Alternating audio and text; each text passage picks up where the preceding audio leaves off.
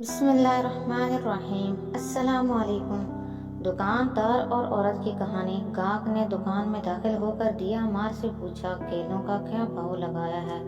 دکاندار نے جواب دیا، کیلے 12 درم اور سیب 10 درم۔ اتنے میں ایک عورت بھی دکان میں داخل ہوئی اور کہا، مجھے 1 درجن کیلے چاہیے، کیا بھاؤ ہے؟ دکاندار نے کہا، کیلے 3 درم اور سیب 2 درم۔ عورت نے الحمدللہ پڑھا۔ دکان میں پہلے سے موجود گاہک نے کھا جانے والی غضبناک نظروں سے دکاندار کو دیکھا۔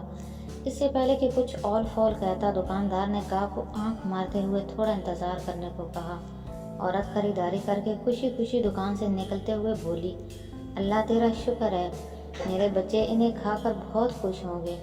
عورت کے جانے کے بعد دکاندار نے پہلے سے موجود گاہک کی طرف متوجہ ہوتے ہوئے کہا، اللہ گواہ ہے، میں نے تجھے کوئی دھوکہ دینے کی کوشش نہیں کی۔ بیچاری 4 یتیم بچوں کی ماں ہے، کسی سے بھی کسی قسم کی مدد لینے کو تیار نہیں ہے۔ میں نے کئی بار کوشش کی ہے اور ہر بار ناکامی ہوئی ہے۔ اب مجھے یہی طریقہ سوچا ہے کہ جب کبھی آئے اسے کم سے کم دام لگا کر چیز دے دوں۔ میں چاہتا ہوں کہ اس کا بھرم قائم رہے اور اسے لگے کہ وہ کسی کی محتاج نہیں ہے۔ میں یہ تجارت اللہ کے ساتھ کرتا ہوں اور اس کی رضا اور خوشنودی کا طالب ہوں۔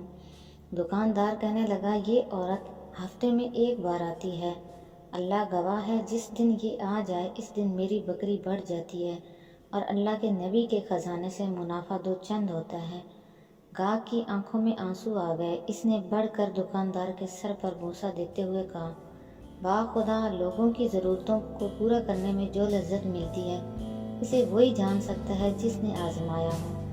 پلیز ویڈیو اچھی لگے تو اسے لائک ضرور کیجیے گا۔